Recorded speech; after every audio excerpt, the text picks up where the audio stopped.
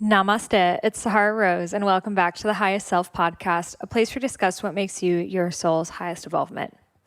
Well, it is no secret that I love to dance, that if it is your first time listening, then know that I love to dance. I love all forms of cathartic, ecstatic, free-form dance movement. So not choreography that's super in your head and you're trying to memorize dance moves, but really to allow your body to dance the dance that it's been wanting to dance inside.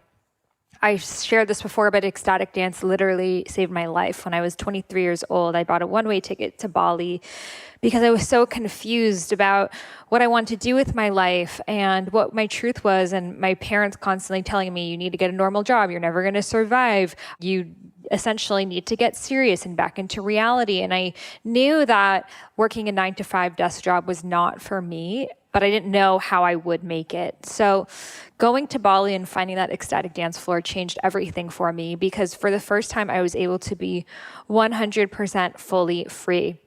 And not just in my dance moves, but the dance really reflects your life, and the way that you show up on the dance floor is how you show up in your everyday. So at first when I got there, I, was like looking at other people going crazy, and I was kind of like doing choreography in my head and trying to like dance moves, like we think, oh, a dance is like you learn something and you make sure it looks right and you do it in front of the mirror.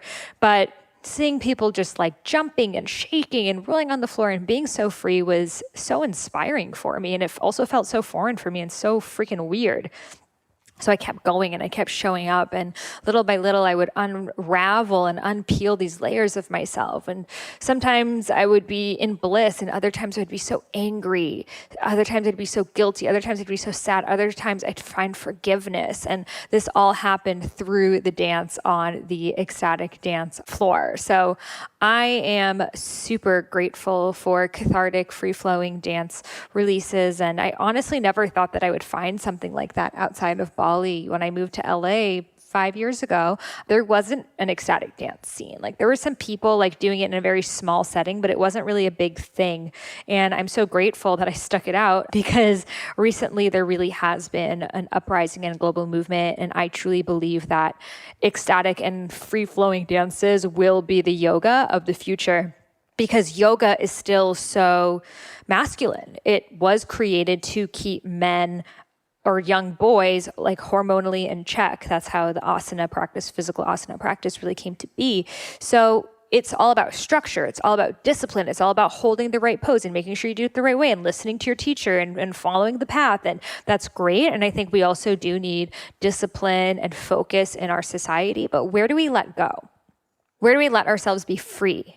Where do we just allow our bodies to move us instead of us moving our bodies? Even when you work out, you're making sure you're doing your posture correctly and you're holding the weights correctly, and it's still coming from the mind to the body. But when in society are we allowing the body to dictate the mind? I mean, even during sex, most of us are still in our minds. Most of us are still narrating, still dictating, still saying, oh, you look fat. Oh, would they like this? Oh, I'm tired. Let me fake an orgasm. We're saying these things in our minds. I sure hope you are not faking orgasms, because that's not doing any good for yourself. You got to teach your partner what you like. But all of these examples are us dictating to the mind. And what we really need is to drop out of the mind. And the way to drop out of the mind for me has not been through sitting and telling my mind to be quiet. Like that is the way to get my mind hyper loud. That is the way, if I want to turn up my mind, is sit down and be quiet. That's not going to work for me. For me, if I get into my body, my mind naturally dissipates. And that is why dance is such a healing and expansive practice, because you don't need to try. You don't need to focus. You don't need to discipline. All you have to do is let go. And I truly believe that that's what we need as a society. More places that we can be like, just exhale and stop trying and stop forcing and stop memorizing and just let ourselves be. That's really what we need as a collective, and that is what cathartic freeing dance does for us. So there are many different forms of dance. Ecstatic dance is kind of like the baseline of an open floor dance party that is done absolutely sober during the day, that there's only one rule, and it's no talking, because when you get into conversations, then people get out of their bodies. They're like, oh, so like, how's the wedding you went to and this? And then, what happens is both of you stop dancing. And then when you stop dancing on the dance floor, that creates stagnation. And then other people stop dancing and then the energy is not flowing. So if there's no dancing, then people stay in their bodies. People keep dancing. You don't come with your friend and hang around with your friend the whole time. You keep moving, you keep flowing. So that is what ecstatic dance is really all about. And then there are many variations of it, spin-offs of it. So there are different types of guided healing dance forms, from 5 rhythms, which is a very common form. I was trained in 5 elements shamanic dance activation with Malaika, who's been on the podcast a couple times. I've created my own forms: Dance Your Doshas, Goddess Dance Activation, Sahara's Manifestation, Abundance. And other people have created their own forms too. So this episode is with one of my friends, Yarixa, who created her own form, which is called Unleash. I love Unleash so much. It is probably my favorite dance party that is in LA, or like in existence really, because Yari is just a really beautiful example of someone who has completely unplugged herself, released herself, stopped living life in accordance to anyone's rules, and really allowed herself to be, to go, to flow. And she shares that so beautifully with us in this episode. So you're going to hear all about how she created Unleash, what Unleash is about. We're going to talk more about dance, why it's so healing, what to do if you feel like you're not a dancer and this isn't for you. All of this is going to be addressed and conversed and made fun in this episode. So without further ado, let's welcome Yarixa to the Highest Self podcast. Want to come on a retreat with me and the one and only Deepak Chopra? Then you are officially invited to join us for the 7 Spiritual Laws of Success retreat in Riviera Maya, Mexico, this May 13th through 17th. I am so excited to be co-hosting this magical experience with Deepak, filled with deep spiritual wisdom, fun manifestation, dance parties, healing yoga, transcendental meditation, delicious Ayurvedic cuisine, and so much more. As you know, Deepak Chopra radically changed my life when I began reading his books when I was just 12 years old. When I was 25 years old, I walked up to him at a conference, and today he's written the forewords of multiple of my books and has been such a major support in my career. And I am so grateful to be able to share his incredible work with you. Please, if you have any opportunity to study directly under him like this, take that opportunity. And I'm so excited to join you as we're going to be diving deep into Dharma, Ayurveda, and dance activations from me. So if you are interested in learning more and joining us, head over to the show notes. You will see the link. All the information is there. You can also find it in my link in bio on my Instagram at I am Sahara Rose, and I cannot wait to eat guacamole and talk doshas with you in Mexico. So you may have heard me talk about how much I love Ayurveda's mood formula, but now they've just come out with a new mood essential oil roller. It contains a blend of Ayurvedic herbs, including jatamansi, calamus, ashwagandha, bacopa, centella, rose, and tulsi, which is holy basil. It works to support mental clarity, reduce stress, and produce feelings of calmness. I love putting it on my temples and the soles of my feet to absorb it straight into my bloodstream, and best of all, it's 100% therapeutic grade, vegan, and cruelty-free. It balances all 3 doshas, vata, pitta, and kapha, so it works for anyone because, we could all use a little bit more help with the stress in our lives. So you can head over to youveda.com and use coupon code Sahara for 35% off their kits and 10% off their oils. That's Youveda, YOUVEDA.com.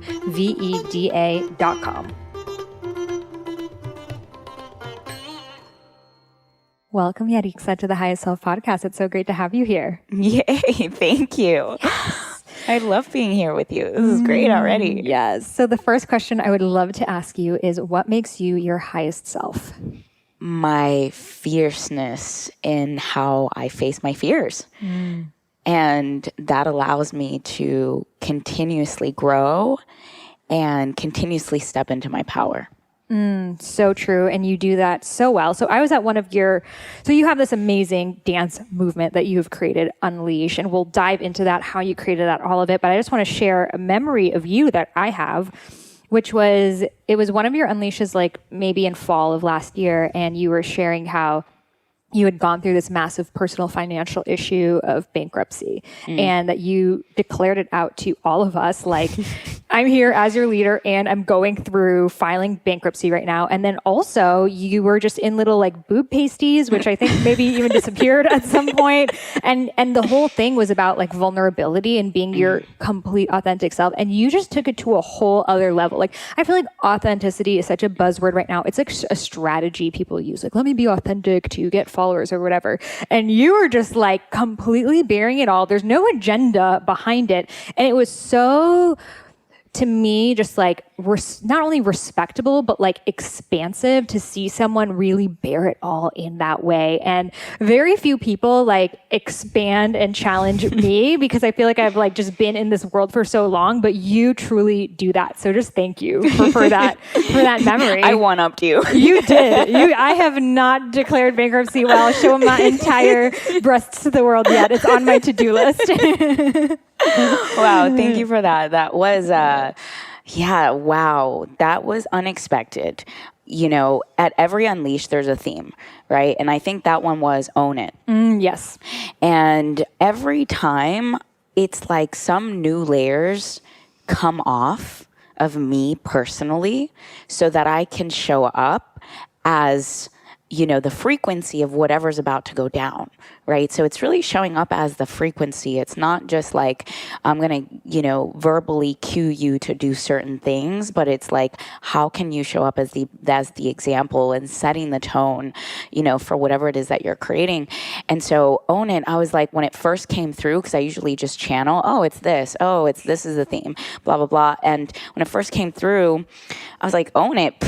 Got it, God. Easy, you know, because I'm very confident in who I am at this point in my life. It wasn't always like that, but I definitely am now. And I was like, cool, this is going to be an easy theme. And I'm going to, you know, like probably have everybody like own it and like claim their stuff. And something happened along the way that the last week right before I got into Unleash, something just financially really hit hard. That was one. And two, it almost felt like I had a lobotomy. It felt like I didn't know who I was like a couple of days before Unleash, which was like this mental disturbance for me because I'm freaking out and I'm like, how am I going to show up for Own It if I don't even know who I am right now in this moment? And I know that sounds a little strange and weird, but that's how it goes. I never know what to expect. And so literally upon like feeling like I've lost my identity, like I just prayed to God the day before Unleash. And I was like, God, angels, guides, just please show me what to do because I have no idea how I'm going to show up today. And then at 6 a.m. I woke up and I'm like, oh, it's vulnerability. And then I start writing, you know, in the morning before Unleash. And then this thing comes through, it's vulnerability. So I'm just going to be vulnerable. Okay, I didn't even know what that meant until I get to Unleash. And one of the things that happened was I put on some pasties, and these were new pasties that were like durable and I don't know what, but they didn't stick. And so I was just there, and then I have what's called bedazzlers that they bedazzle you, you know, like paint you up and get you all like sparkly and, you know, personified. And I just was like, oh, well, this doesn't look good all like cringed up on my boobs, so I'm just gonna just take it off. I mean, it's not that big of a deal. So I just took them off and had them bedazzle my nipples. And that's what happened. And the rest is history. And then what was so beautiful about that day, though, was that when women, you know, I greet people at the door, and when I'm greeting them, they look at me, and I'm so comfortable in my skin that they're like, can we do that too? And I'm like, of course, it's Unleash. So I had at least, and I think you remember, there was at least 7 other women that were topless at Unleash. And it's not to say that this is what happens at Unleash all the time, but that's just what it called for. And the other beautiful part about that was how we weren't sexualized in the space, because the way that I got to hold the space was being so comfortable in that it neutralizes it so that it's normal. Mm-hmm. And there wasn't like this feeling that men are looking at us like in this weird way that they want us and they want to sexualize us. It just felt like so free. And these women felt so free. And that's all of the reviews I got. 100%. And it's like, you know, most people, if they're topless, they're like, you know, performing a sexy striptease. They're not like bearing their soul. And I think just something of you being like physically naked and then emotionally naked for us was just so beautifully embodied. And I'm sure a lot of people listening right now is like, okay, Yarixa is just one of those girls who's just always been comfortable in her body. She's always been just like really courageous. She's just the Durga embodiment, Kali Ma. But you aren't. So can you share with us what your childhood was like? Because you weren't always like this. Definitely not.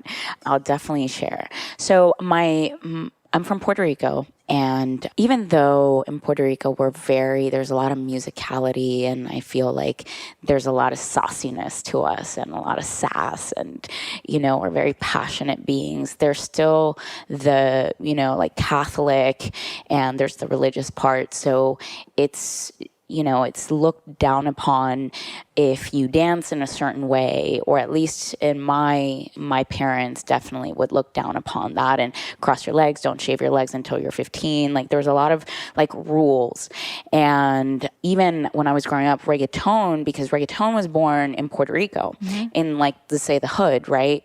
And when that played, my mom used to sort of like cringe a little bit and sort of criticize the people that dance that.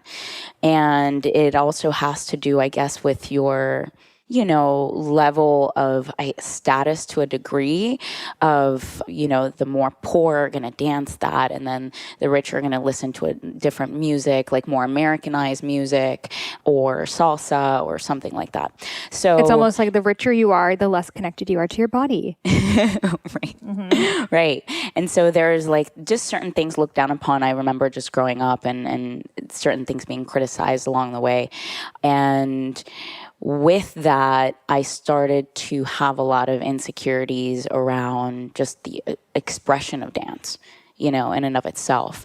And later I moved to the United States around the age of 7, which is when I felt that there was a lot of culture shock, because I went from, you know, a really like lively musical, everybody is very affectionate in their way of being, to all of a sudden there's like, you know, that arm length distance. That's respectable. You can't really look at people in the eyes as much, because then you're staring at them. And, you know, I remember even told by this little girl, she's like, teacher, she's staring at me. And I was just like, you know, and then that started to sort of dim my light of who I was. So true. Staring problem was like such a word back then. Yeah, staring problem. Yeah. Right? Do you remember? Like she has a staring problem.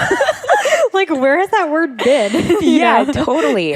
And so then I moved to Tennessee, which was like, I wasn't black or white. I was just this, you know, Puerto Rican kid in the mix. And I was called ugly left and right. I was spit on.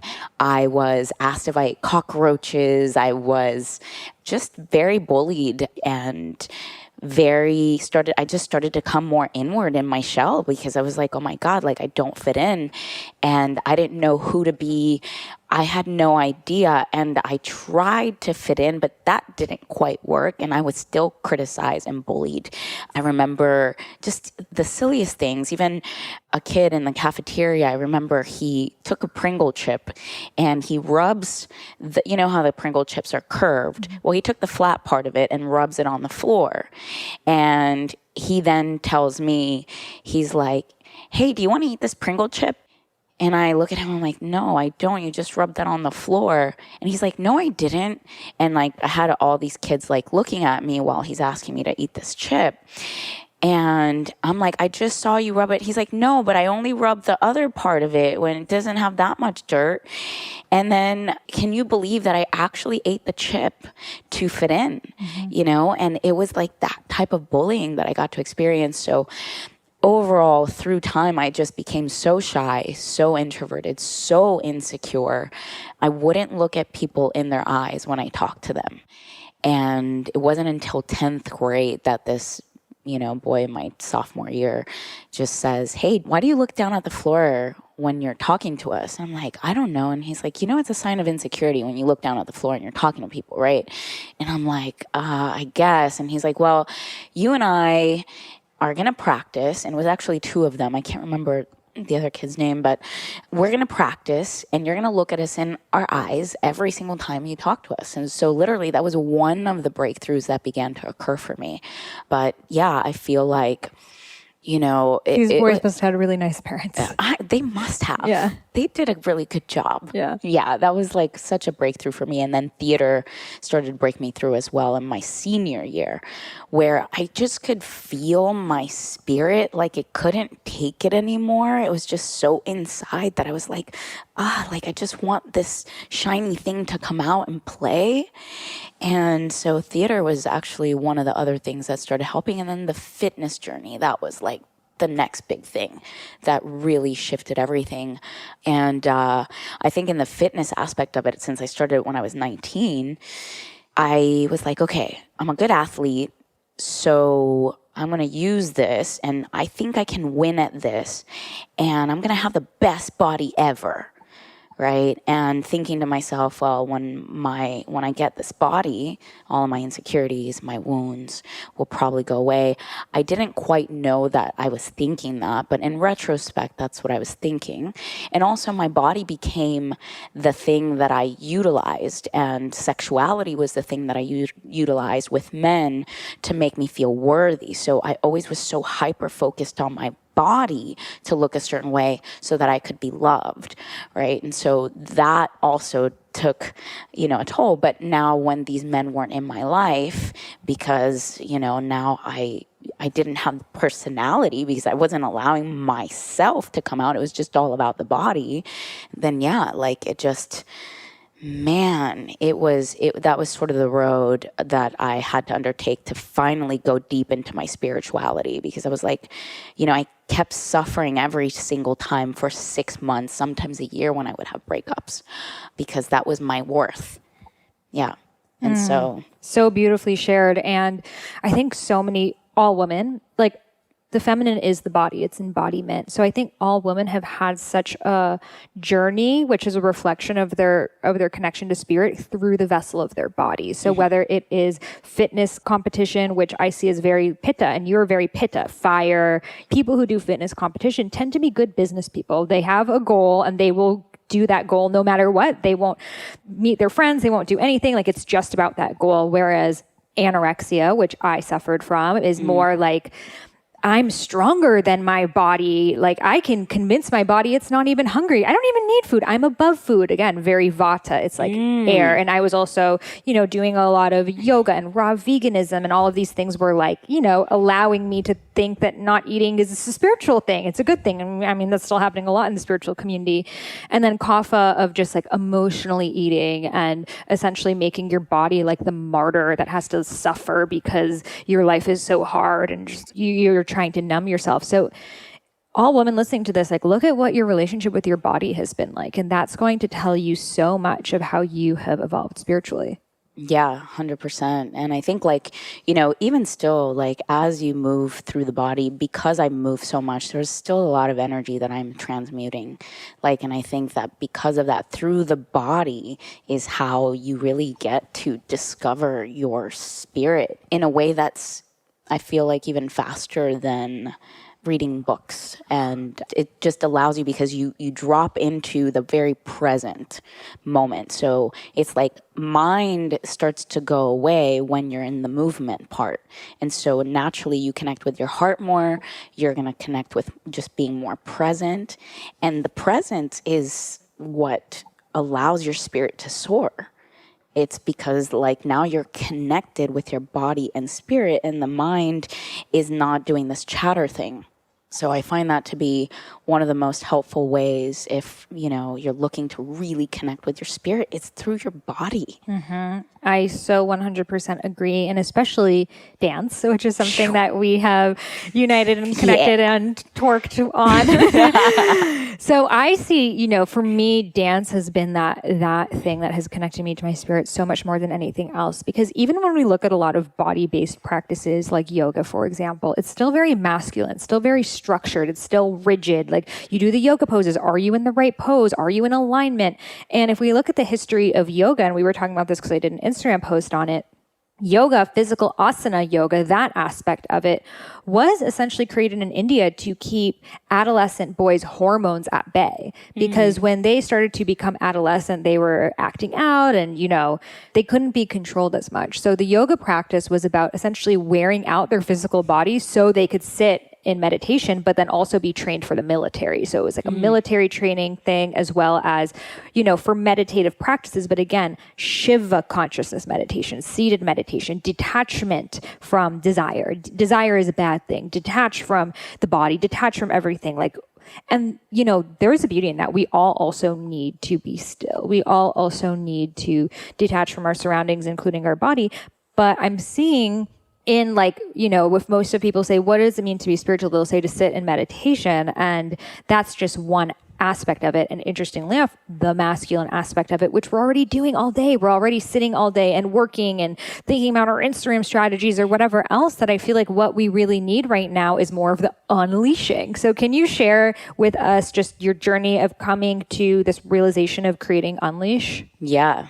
Unleash feels like it's just this pure, raw energy that wants to pattern interrupt anything that is confined, anything that feels like you're boxed in. That's exactly what Unleash is. If you watch a dog on a leash and then you unleash this dog, it's like, go, freedom, go. Yeah. Because it's just this level of joy that gets to happen when you are all of who you are, right? Without having to fit into any kind of mold or box or anything like that. So I had felt throughout my fitness journey that, cool, I got really good at what I did. I did a couple of weight loss shows, one for MTV, one for TLC. I became very successful, in that game. And I still felt like there's this part of me that's missing. And I couldn't put my finger on it because anytime I did think about dance, I didn't grow up a dancer. I was terrible at choreography. And so because I was made fun of, I also didn't want to put myself in platforms that would have me get made fun of again or be rejected, right? And so I just put that to the side. And I remember taking one time, when I saw these salsa dancers, I'm like, oh my God, I want to do that. And so I signed myself up for salsa for 10 lessons because I started with group, and then I would literally bust out crying because I couldn't get the steps. So I had to sign up for a personal 10 sessions. And in those 10 sessions, I really learned a lot, but I still couldn't understand how to fit in dance into my fitness because I didn't know choreography, blah, blah, blah. And then just over time, as I got really good at the heavy lifting and helping people lose weight and all of that, I started to become bored. I was like, there's something just off on this. And at one time, I was deadlifting, and it was on my third lift. And I was carrying over more than my weight in this deadlift. And my back went out fully. I couldn't work for 2 whole months. I couldn't move for 2 whole months. And I'm also in the field of helping people rehab and corrective exercise. And so I knew a lot of this stuff, and I worked with the people that knew a lot of this stuff. And even with those corrective exercises, my back wouldn't get better.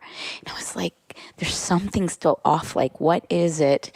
And, anything that happens for my body, I always check in, what is the emotional part of this, right? And what am I not seeing?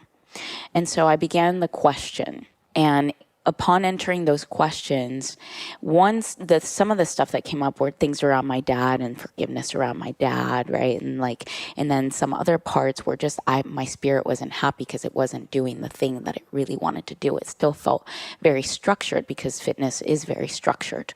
And I wanted to break free of that. And so what I did was I don't know why, but I want to go to Miami for my birthday, and I want to just go dance. And even though my back was completely hurt, like I couldn't bend over, I took a flight.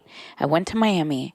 I took a shot of vodka, and I put these, and before I did that, I put on red high heels. And I just went all out and I started dancing. And I don't know how, if you ask me how, my back was thrown out, but yet I could walk and dance in high heels. And then the next day when I woke up, I no longer had a back problem. That was like one of the first things that opened me up. And then I started to realize dance is really important for me to incorporate. And finally, I did a plant medicine ceremony about like 6 months later. And upon doing that plant ceremony, there's something that happened inside of my body that I literally went into a full Kundalini awakening. I literally tore off all my clothes and I just started dancing in a way that was ancient, that was this like, I knew how to dance. Like there was no question, I've done this before. And it was the inquiry though. The injury led to the reflection, led to the asking, led to the answer.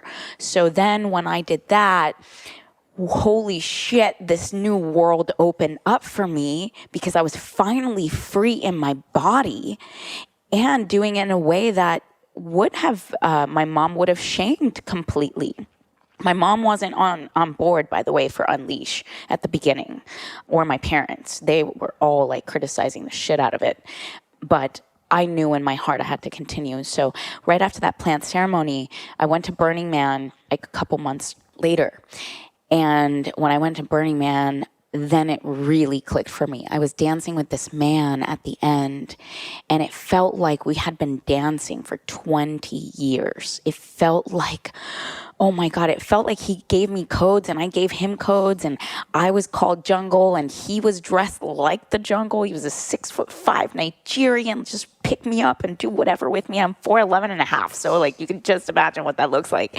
And when I woke up from that dance, almost like, because I was so in it, I was just pure spirit. There was no thought. It was just in it, that I fell to my knees and I was like, oh my God, like I have to do this for work. And my girlfriend was like, Yada, you have to do this for work. You have to incorporate this into your life and you're going to be on my music video. And I was like, I know. And I have no idea how, but like 1 week later, that pitta thing that you were talking about, when you're determined to do something, you just do it. I just needed clarity and I just needed to know. And once I knew, then I just went all in and I started the process, and it started with 10 women coming to my house, and I had no idea what I was creating. I was just like, I'm going to have you over and we're going to, like, it wasn't called Unleashed then, it was called Soul Body Dance. And we're just going to dance. And I'm going to guide you through this. And I was super excited. So they were excited because I'm excited. So it's like cool. And it was cathartic. It was like they were purging. I mean, it was just like, oh my God, this is actually what I meant to do. Mm-hmm. And I think by the second month, something happened the second time I did it that didn't feel so good. And that's just because a friend of mine came to help, but she was like trying to be in leadership role. And I was like, oh, maybe I'm not a good leader. Maybe I'm not meant to do this. So I sort of recoiled and went back. And about a month later is when I started asking my soul again, is this what I'm meant to do? Like, please let me know. I just want clarity. So it was the day of my birthday, and I went to this thing called the Wild Vessel that a friend of mine, Alana Mehta, had created. And I was dancing and I could feel myself, and it was my birthday and I was throwing confetti. And then this girl starts throwing confetti with me, and she's like, and I'm like, yay, it's my birthday, come play. And she's like, yay, what do you wish for your birthday? And I'm like, I just want clarity. That would be the best thing ever. And then I said goodbye to her. I'm going to walk to the other side of the room. And I walked to the other side of the room 30 seconds later after I just said to her, I want clarity. And this woman stares at me as I'm walking by, and I'm staring at her because she's staring at me. And so then she just comes up to me, grabs my arm and says, you're meant to dance. You're meant to bring men and women with you. You're meant to perform. And I couldn't leave this room without giving you this information. This has to be done now, and it has to be done fast. Wow. So it's like, how did Unleash come about? Yeah. It was through just always asking, because my soul felt suppressed and I knew that there was more. And so it was divinely guided through my asking.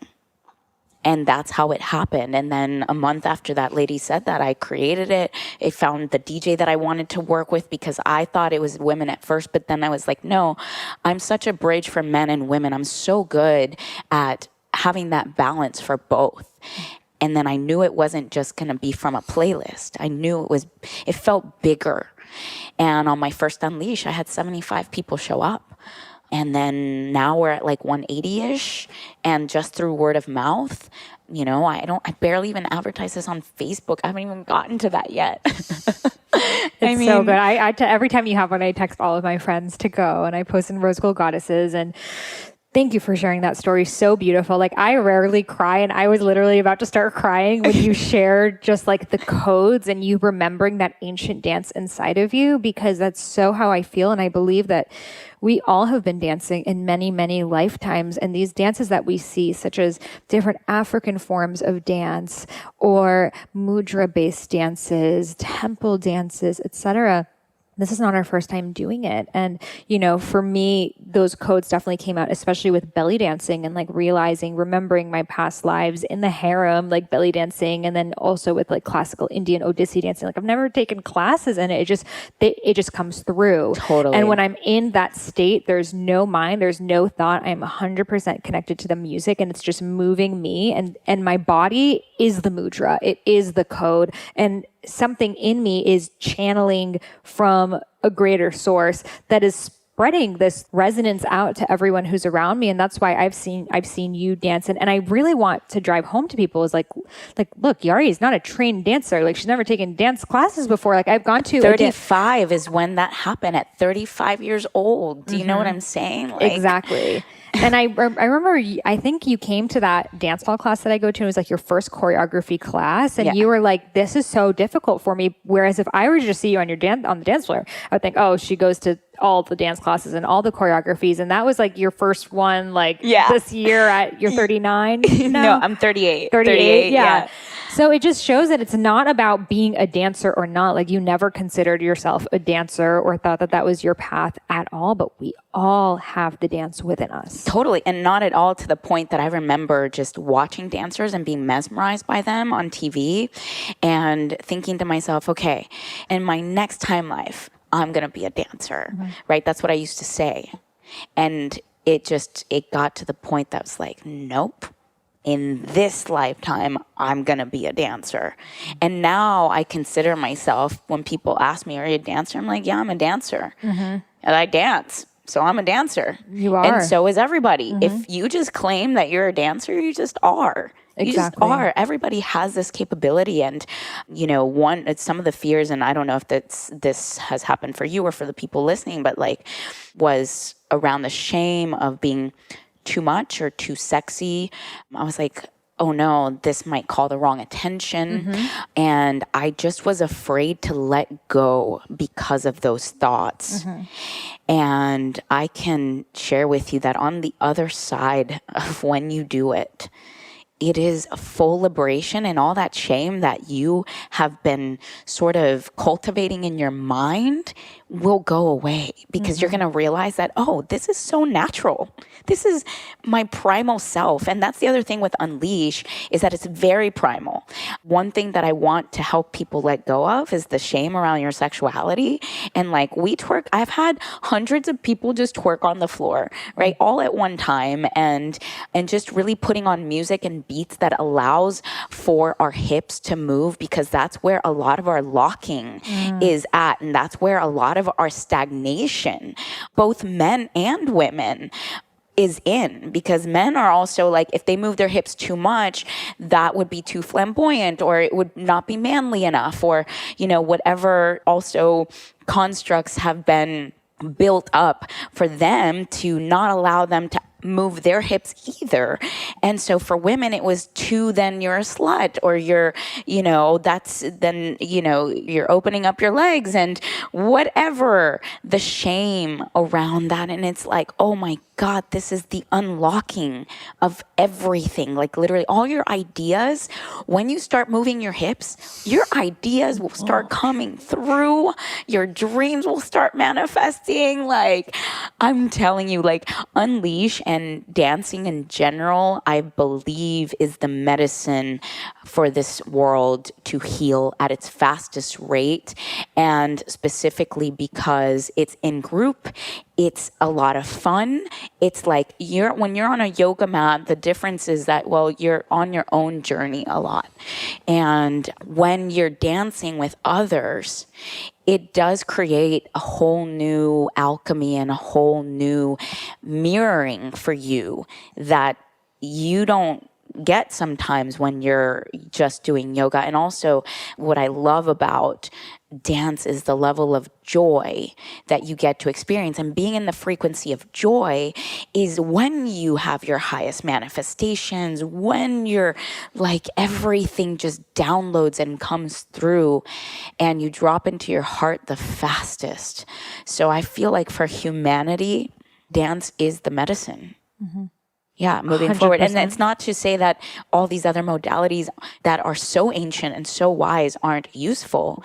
It's just that we are moving into new times that new modalities are required to accelerate us at the level of acceleration that we're going. Mm-hmm. The other stuff is a little bit too stagnant for the movement that is happening. And so I feel like, whether it's through Unleash or you create your own thing or 5 Rhythms, ecstatic dance, like go to all the dance things that you possibly can and you're going to see your whole life shift. I 100% agree with that. I always say ecstatic dance saved my life.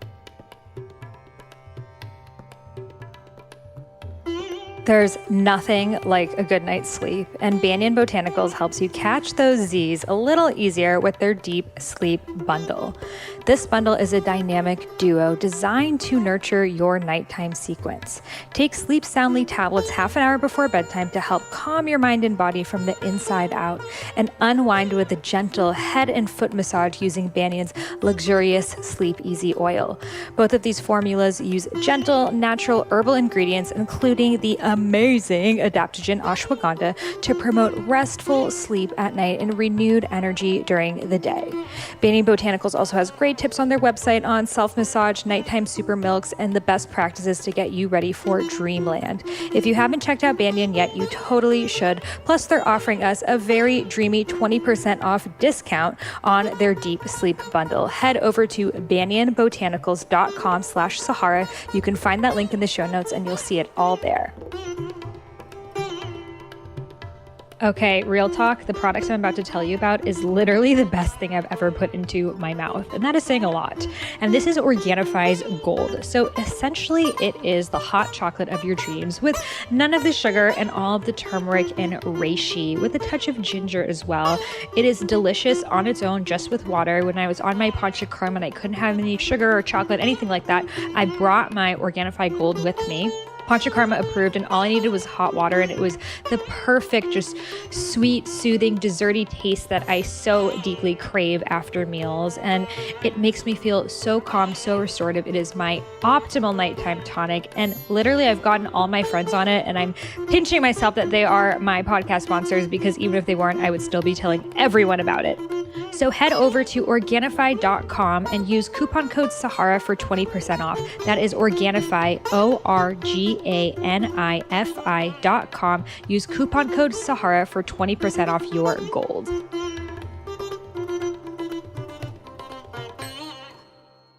When I was just at the most difficult point of my life of not knowing if I was crazy for wanting, to be an author, the spiritual journey, my parents were also very against my path, and it was like constantly fighting with them. I was like living between India and Bali, and it was just you would think that's awesome, but I was the most confused I had ever been. But I would go to ecstatic dance, and the whole time often I would be like angry at my mom and then like feeling guilty and this, and I would just be dancing out, and I would walk out of that dance floor just feeling so much more uplifted, grounded, inspired. And guess what? That would actually change the frequency of the way that she would text me, because vibrationally I shifted and I was no longer in that like fighting against her energy of like, I need to prove you wrong. But I just raised my vibration up to be in joy. And even though she was on the other side of the world, she could feel that. And it shifted the way that she would interact with me.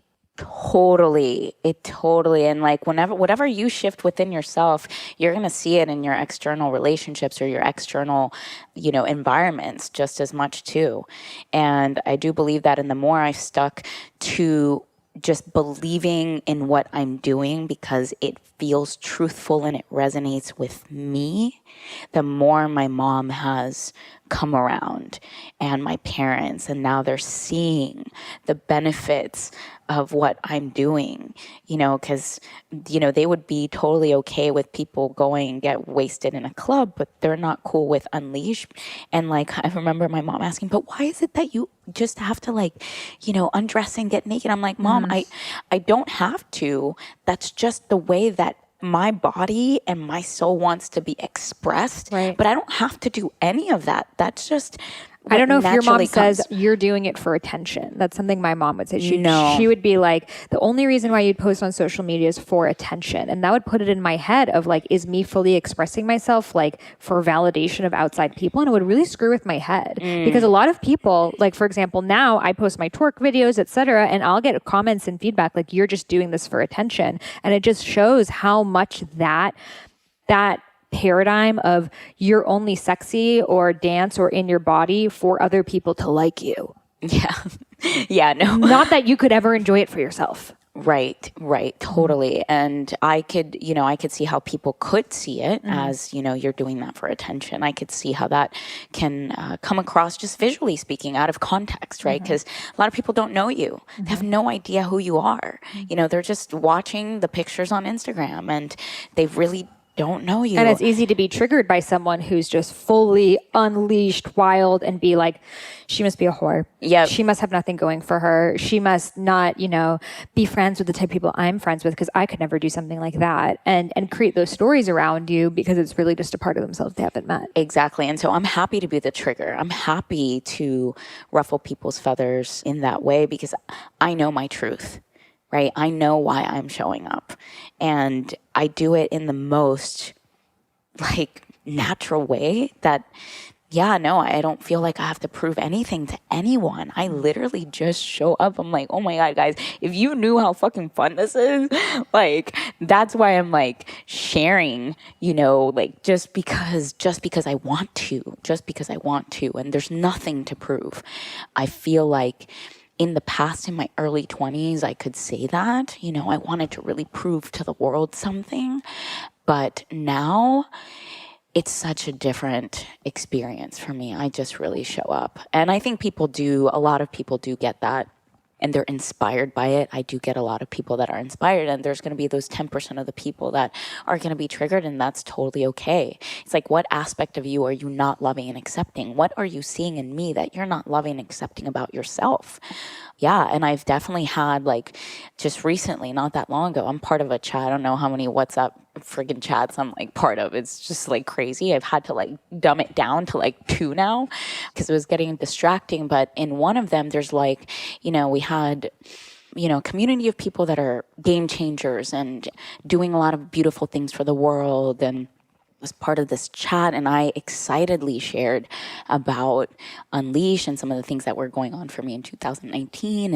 And then the admin of the group, he literally sends me the longest message possible and judging, shaming, putting me down, the way that I would do it would be like this. And when you change your behavior, then you can come back on the chat. And it's what? Patriarchal. And it was just no, that's not happening for me. I'm triggering this person so much that he wants to change me to make himself feel better around me. It's because he's not giving himself the permission to celebrate himself and to be excited about things and to whatever it was that I was triggering. I was just okay, dude, but I'm not changing, and I'm not gonna tiptoe around the group and no, I'm not going to change my behavior. I'm just going to exit this group because it's not my group. Like, I don't want to be a part of something that I can't be myself in. So he didn't even have a conversation with me. It was just through text, and was just like, oh my God, I can't even. Moving right along, like you're going to have people that are haters, and you're going to have people that are going to try to like dim your light, and you're like, nope, I'm going to fucking show up even brighter, Yes. and just continue to do it because you know who you are. So true. And I think it's so funny because I see a lot in the spiritual community. It's almost like level 1 or whatever when you first get in is like, okay, these are the things that are spiritual. Like I will only wear mullah beads and white loose clothes and only eat at Cafe Gratitude. And like these are the things that I must do to be spiritual. And like hip hop music, bad. This thing, bad. Like being sexy, heels, oh my God, no. And like you shun all of those things away because they remind you of who you previously were.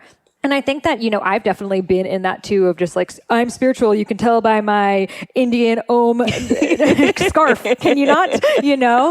But then as I got, further into it, you realize that it's all spiritual. Like, and you can take something that wasn't spiritual and still integrate in your life in, what does spirit mean? It's like to incorporate your spirit. So that's why I think a lot of people with dance, and I've noticed this, for example, in places like in Latin culture where dance is a part of the culture. In Miami, I was just in Miami, but a lot of the people relate more sexual dancing, twerking, etc., to the kinds of people they don't want to be like. So oftentimes it's the people who come from those cultures, like Latin American cultures, et cetera, that dancing is a part of their culture, but they see it as this like dirty, slutty whore thing. And now that I'm spiritual, I don't do that anymore. That actually, like I noticed that when I was doing my Roseville Goddess parties in New York, there was like more of just like everyone's twerking. But in Miami, it was actually a lot harder for people because they didn't want to be like judged and shamed to be the sluts because there's so many of those in Miami, And I was like, wow, I thought that this would be like the most open place, but it was the most complex around it. And actually, I'm glad that you're pointing that out because it's what I was referring to earlier. Even though that we're a culture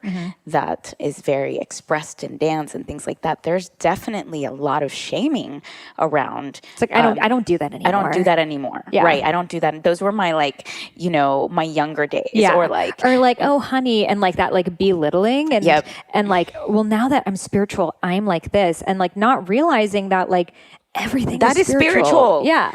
Everything is. And in fact, like you releasing all judgments, expectations, identity around what spirituality is the ultimate embodiment of it. Exactly. It's just fucking unleash that shit. Unleash that shit. Hashtag unleash that shit. And also, I think it's really important for people. So a lot of people are saying, well, I don't really express myself in dance. I'm not a dancer. I don't do dance. Like, it's not fun for me. What would you say for people like that? Like, I tried going to a dance thing, but I just didn't want to dance. Do you think that everyone, like, this is the code for them to activate, or it's just for certain people? I personally would feel like, just as we have a voice that's part of our human nature, right? A lot of times we don't sing because we aren't good singers, right? But our voice is what recalibrates our system, right? So when we tone, right, we're recalibrating and bringing our bodies back to harmony. And I feel very much so with dance that it's part of what we get to do to bring harmony back into our body. So I feel that if you have a body, I feel like, honestly, if you have a body, dance is just part of you, whether you acknowledge it or not. It's just like your spirit, whether you acknowledge it or not. And you're in a human body, the spirit is expressing through you. But it doesn't mean that it's, for just one people or another people. And there's going to be preferences. Yeah.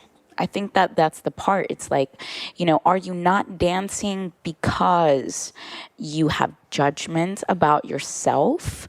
You have judgments around or others, culturally or not culturally, or, what was passed down to you? What is it that you're thinking about? And to truly inquire, I think that that's what I would say. It's like, really, if you're not dancing, really, where is it coming from?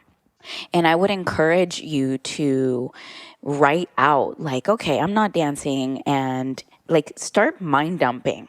Like, why am I not dancing? right? And write out all the things that come to mind of why you're not dancing. And I feel you're going to find your answer within that. And if you then find like there's not really a valid reason for you to not dance, then that's just going to be the challenge that you now get to really lean into in that edge, because your gift lies in specifically the things that create most fear for you. I believe that when it scares you and excites you, you go fucking do it. Like every time you're going to find your greatest gift there. But preferences, and sometimes people like certain kind of music, and so go towards the music that you do like.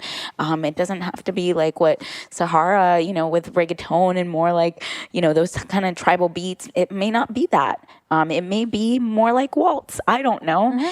But there's definitely like, if you're alive, you like music is as a connector for all. Like, I don't know one person. I don't know one. Do you know one that doesn't like music? I've actually heard someone say that, and I was like, huh? It's like really? saying like, I don't like food. Just not into it. Yeah, it's not my sex. Not my it's thing. Not my thing. Yeah, I'm just eating. Breathing. Just to eat. No, not really. Yeah, that's right. how I see dance too. It's essential to life. I do see some people, and I think it kind of has to do with like what chakras you're most naturally anchored and connected to. Like some people, like you, obviously, you're a body person. You're super root, sacral chakra. I'm a body person too. I definitely learn from my body. Ayurveda is always body-based wisdom.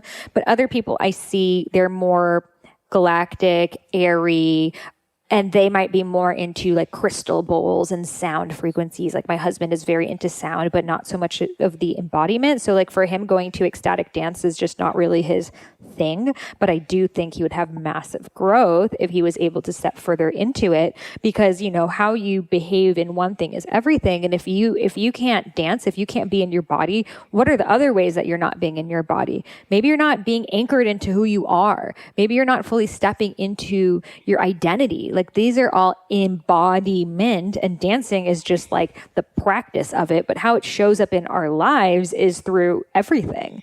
And then also like, for example, I'm not a good singer. And when I would sing when I was a kid, like everyone would tell me to stop. So I picked up the story that I'm not a good singer, but I actually do have fun singing. And when I'm by myself, sometimes I'll sing, but then I'll just like kind of notice I'll just stop. And it's because of this like indoctrination in my brain of like, I'm not a good singer, so I shouldn't sing. And I think a lot of us have that towards dance, towards art. I'm not a creative, I'm not a whatever. And like whatever that thing is that you're not, that is your biggest lesson to show you that you are. Totally. Because like, whether it's been public speaking for me, that was a huge fear. Dancing was a huge fear, to dance like this in front of others. Singing was like, karaoke was like my biggest fucking fear, like just because of the same story that you have, that people just tell me like stop, or, when I was little. And I kept breaking through every time. I'm like, I acknowledge that there's a fear. I have contraction in my body. I'm like, what's the opportunity in that? Okay, what's the worst thing that can happen? Why am I so scared of this thing? Mm-hmm. And so I do go down that rabbit hole in order to break that. And singing in particular, I was so scared that I'm like, okay, I'm just going to take singing lessons because I'm so scared of it. So I took 5 singing lessons. I think it was like a year and a half ago. And in those 5 singing lessons, I bawled the entire time, partially because what it felt like for me was a lineage trauma that I've had, that I could literally feel my ancestral healing. And then on one occasion, I started to see the future as I'm singing and toning in a certain kind of the nasal tone, when you do like more of that E sound, like E. So when I started to do that sound as part of the practice from the singing coach, I started seeing visuals of spaceships in my head as I'm doing that. And it started to teach me that the sound and the waves is how we communicate in the future. So it's going to be less of word and construct, but rather through the waves and through the feeling, and through that is how we get to communicate. So I was literally opening up a pathway for, my new self and my new lineage in the future, and literally releasing all of the suppression of the voice from the lineage from the past. I could feel that healing happening as I began to take on these singing lessons, right? So that thing that your teacher told you that you couldn't sing, or your friends, and, telling you to stop singing or whatever, that was just planted there in this lifetime so that you could just have that courage to break through it, because that's your greatest gift. It's almost like your higher self puts things in place so that you lean into it, because that's how you're going to find your greatest life. So I'm so grateful for, being bullied, and I'm grateful for literally everything that has occurred, because it took me to unleash, which now gets to be this movement. And I'm actually calling it a modern day ceremony, because that's what unleash is. It's a modern day ceremony. And it doesn't have to look like calling in all the different directions, and it doesn't have to look like a very traditional sense of doing it. We add sparkles to, the entire thing, and the music that we utilize is just more modern, and the way we play throughout it, that's the modernization of this ceremony. It's the playfulness, that it doesn't have to look so serious anymore, because joy is just one of the highest frequencies that you can be in. But I encourage anybody that has any kind of fear to truly step into it, because I can promise you that it is where a lot of times your Dharma lies. 100%. And a lot of times the things that we're afraid of, like I know that there have been some professional dancers at Unleash who said, I've never been able to dance this way before, despite being a professional dancer. And I've noticed this too. I would go to parties that there were all these dancers and no one was dancing. If one person danced, it was like very like small and kind of like choreography based. And even when I started to go to ecstatic dance, I like would do choreography because I didn't know what to do. I always thought dancing was like, you memorize this dance and then you perform it and then you're judged on it and were your toes pointed enough, etc. So even if like you are accustomed to singing or dancing, are you doing it in a free and expressed way? Exactly. And that's so interesting that you pointed that out, because I've had a lot of professional dancers come through Unleash, and you'd think that they're already free, but they're actually not, because they've been judged their whole life on this is their worth, if they don't get the audition or get the audition, that sort of thing. And this last one that I did, I remember very vividly, this girl said, I've been dancing all my life. This is literally one of the best times I've ever had in my life. And she's a professional dancer. And the reason she said that, she's like, it wasn't just letting go. It was, I actually felt my body. And so that's like a testament that goes to show it's just the freedom of expression and not giving a shit, screaming, sticking out your tongue, looking weird, look weird, sing ugly, do that so that you can get over it. And yeah, I really do appreciate, all the people that get to come through, whether you're dancer, non-dancer, everyone's a dancer, period. And you just get to expand more. It's like, where are those edges? Let's continue to expand so that way your greatness. 100%. And really, what we were talking about right before is this is what spirituality is all about. It's all about having fun. It's all about being in that state of joy. It's not about studying the books. I feel like so many people, they join spirituality, or they begin their spiritual journey and they're like, okay, I need to read all the books. Have I studied Abraham Hicks? Do I know about my past lives? Do I know about my Enneagram, my human design, my sun sign, my moon sign, my rising sign, my Vedic ones? And it turns into all this headiness. And it's because our school system has taught us, if you want to learn about a subject, you must study it for the whole year out of these books that were written 1,000 years ago by a white man. And that's how you learn about a subject, and you regurgitate the knowledge. And I see a lot of people who have the spiritual knowledge and not the embodiment. And if you just take one thing, for example, I even have an oracle card deck, and I'm I don't really need to pull the deck every single day, because if I just take one thing and really embody it, take one fucking concept and embody it for the rest of my life, I'll be there. And so many times we're looking for that next thing. What's the next card, the next book, the next pod? Someone's going to listen to this. Actually, a lot of people are going to listen to this. Okay, next. Like, what if you just embodied everything we just said, you will be set for life. You don't need any more information, you know? And I find this too. I'm also like definitely an information type person. So I understand it of like, you know, back in the day when I was trying to learn about spirituality, I would just like listen to always an audiobook, a podcast, a YouTube video. I was just like trying to, and then I was like, why am I putting all these other voices in my head all the time when I'm not even listening to my own voice? And now if I'm not recording this podcast, I'm listening to fucking music, because if I'm listening to music, I'm getting my vibes high. And then when I am in a space to have a conversation or create, it's coming from me. It's not coming from regurgitated information. Yeah. So, and that's one thing I love about you. You know, I really do appreciate the way your being is, because it's just, there's not many people, you know, that I find like you, that you're just you. And I love that so much. Like, your level of freedom is felt. You're not trying to be anyone or anything. You're just being Sahara. That's who you're being. And it's fucking great. And thank you for showing up in the way that you do. Like, the more we get to show up, like, you know, you do you, I do me, that other person does them. Great. This is how we actually unify. It's through the embrace of our individuality. You know, that's the unification of us all, because we lose judgment for everybody else because we're being ourselves. You know, and so I love that about you. It's just so easy. You're so easy to get along with, because I don't find any judgment. I don't find any stickiness to your being. And I just appreciate that so much. I just want to, point that out. Thank you so much for that beautiful acknowledgement. And I want to share that I was not always this way. And honestly, it's because of dance that I've become this way. You know, when I was also 23 on that journey, I knew that I needed to go back to India. And it was after I had so much drama there. And I went to this thing called Nataraj Dance Festival, which is in an Osho ashram in Delhi.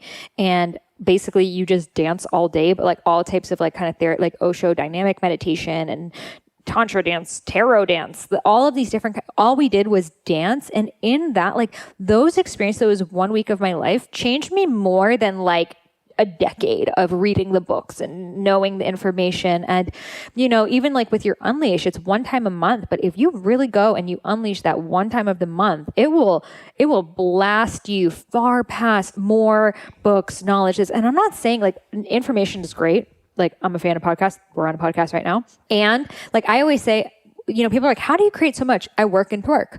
While I'm working, I'm twerking. While I'm writing my book, I'm moving my hips. Even if I'm going through bank statements, because that's sacral chakra energy, I'm doing my hip circles. Even while you were just talking about that, I was like, I need to be moving my body. I'm always moving my body. I'm always dancing. And I think a lot of people listening are like, well, lucky for them. They live in LA, so they get to go to all the fun dance things, and I don't get to go to Unleash. I live in Tennessee or Kentucky or wherever it is. So what would you say to someone who lives in a place that there's no ecstatic dance community yet? I would say start in your living room. We need an Unleash teacher training. We do. Yeah. That's going to happen for sure. And I definitely am going to get them out into the world more, and more festivals and just different parts of the country. I'm really excited to do that. But yeah, I would say like put on music, start in your living room, you know, get some of your friends to come and join you. If that's like something that your friends also enjoy is dance, do it together. I think that would start it, and then create.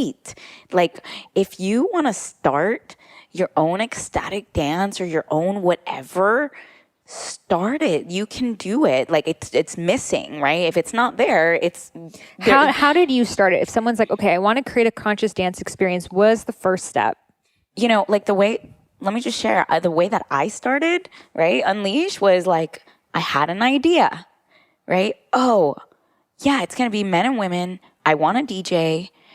I heard the DJ, and then I spoke to the DJ, and I'm like, hey, do you want to do this thing with me?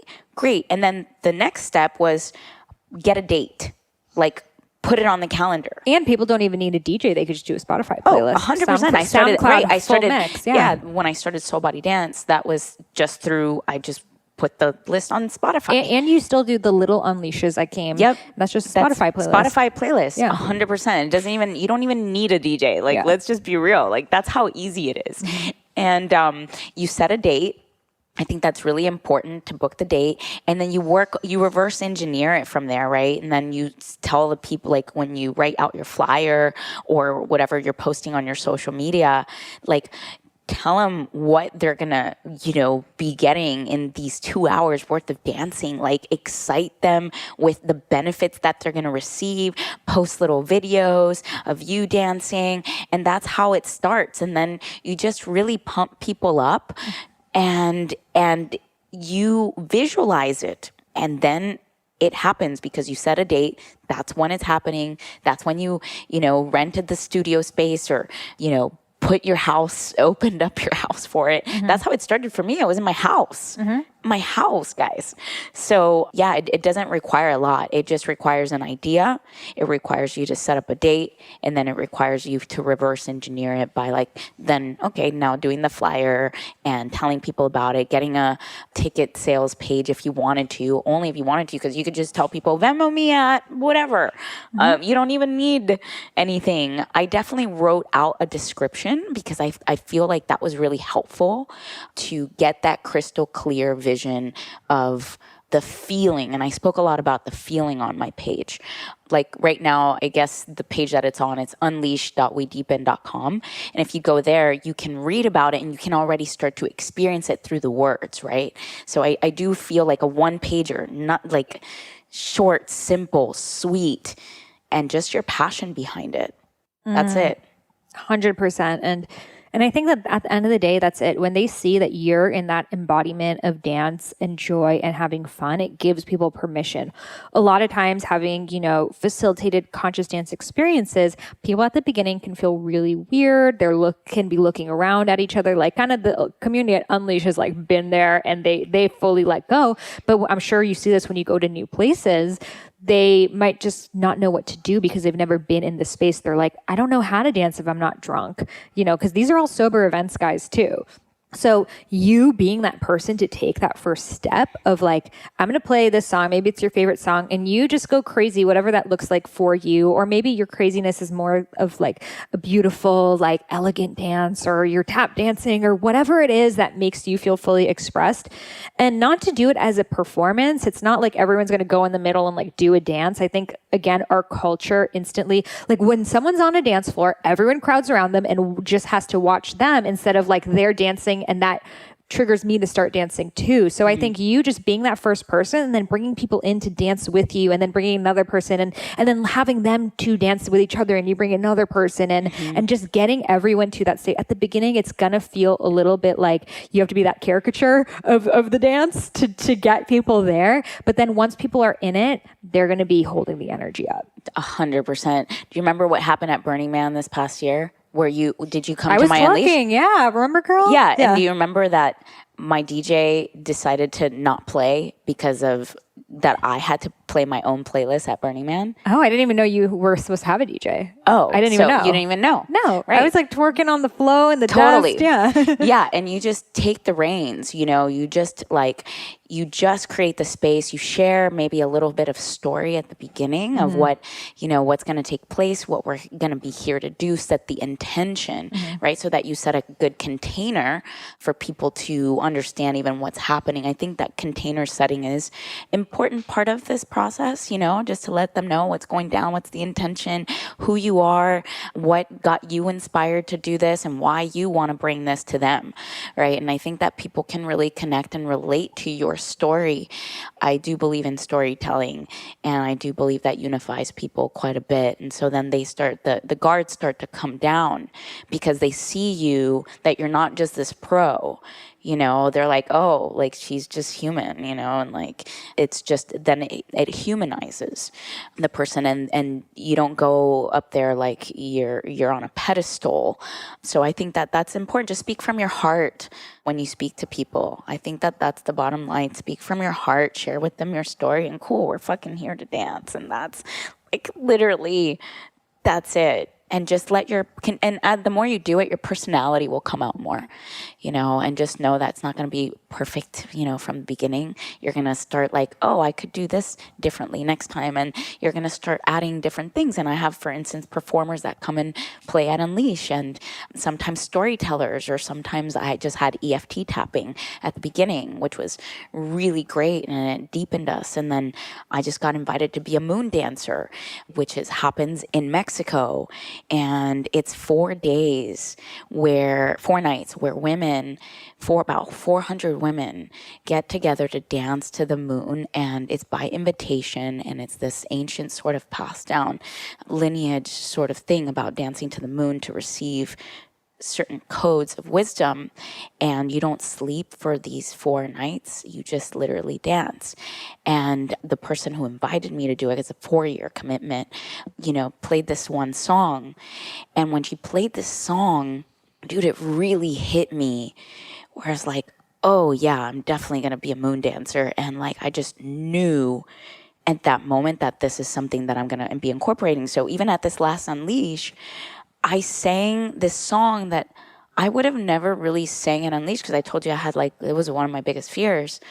And at this Unleash, because that struck a chord in me, I began Unleash with that particular song from Moon Dance. And so she's sort of the bridge for me, the person who invited me. She works more with the medicine women, and that's more of her niche.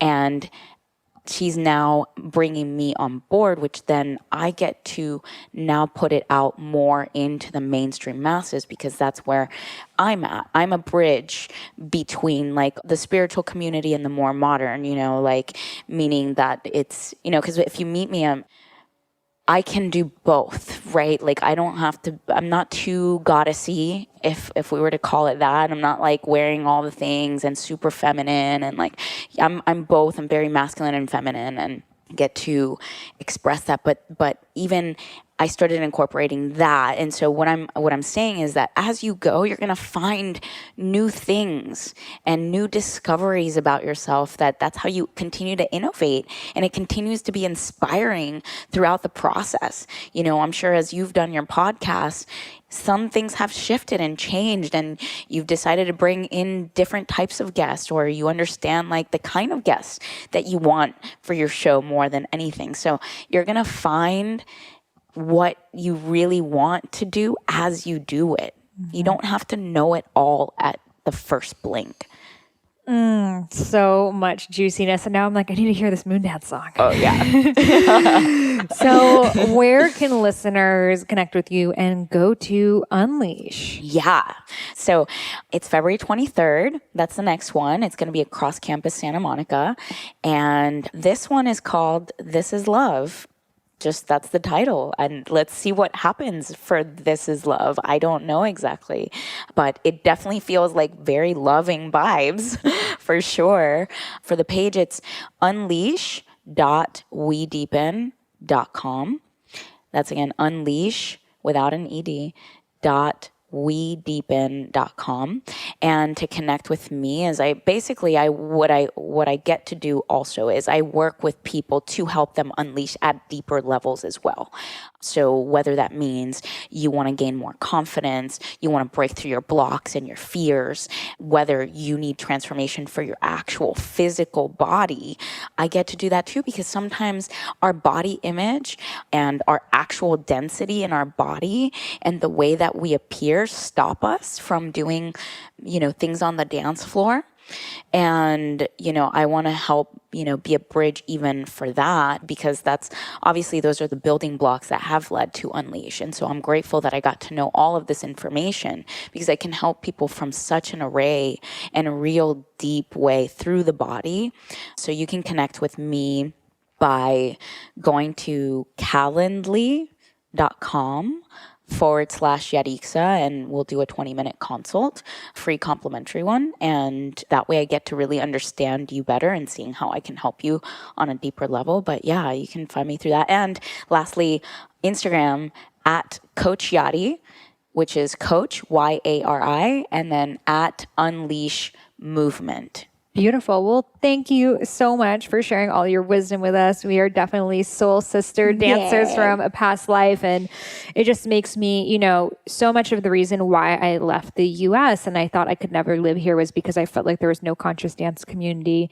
And it feels so good to be able to know that there are like amazing, expressive, beautiful dance that are just on par with Bali and Goa and all of those places that are known for it here in LA where I get to live. And if you're listening to this, this is your invitation to create it where you live too. Like, it's not that this happened to be in LA. It's that Yari decided to take action and bring it to here. Exactly. And now all of us get to experience it. And now it's actually one of my favorite parts of living in this freaking city. Oh my God. The fact that you said yes. And not only me, the 180 people who come every single week. So thank you for stepping up to that gift. Thank you for releasing the limitations and conditions that the universe gifted you with to release. And thank you for saying yes to that opportunity to do so. And thank you. Thank you for inspiring all of us to unleash even further. Yeah, go be you. Yes.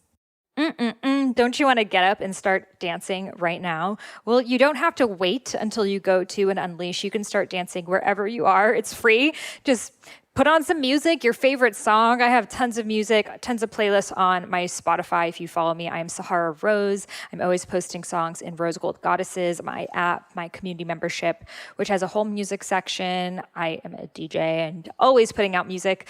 But there are so many forms of dance out there. I highly recommend, if you do come to LA, to check out Unleash. She is going to Hawaii for a couple months. So the next one, I believe, is going to be in May or so. If you just follow her on Instagram, you'll be able to check that out. And just deep dive into all of the different healing dance floors out there. Ecstatic dance, 5 elements dance, come to any of my dance experiences. There is so much available to us. And all we got to do is get our bodies moving, and we're already in the healing process. If you loved this episode, I would love if you could leave me a review in the iTunes store.